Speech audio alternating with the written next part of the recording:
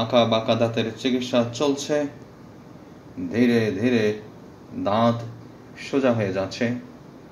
আজকে উপরে 2 নাম্বার দাঁত দুটো বরাবর কয়েল স্প্রিং সেট করে দিয়েছি। এই কয়েল স্প্রিং এর কারণে দুদিকে ফোর্স অ্যাপ্লাই হবে আর ধীরে ধীরে দাঁতগুলোর জন্য স্পেস ক্রিয়েট হবে। বন্ধ করুন। হ্যাঁ, বন্ধ। ওপরের ছোঁয়ালে 2 নাম্বার দাঁত বরাবর দুটো স্প্রিং সেট করে দিলাম। হ্যাঁ, স্প্রিং এর বিভব শক্তির প্রভাবে ধীরে ধীরে বোনস রিমডেলিং হয়ে দাঁতগুলোর জন্য আর্চে সাফিসিয়েন্ট স্পেস ক্রিয়েট হবে।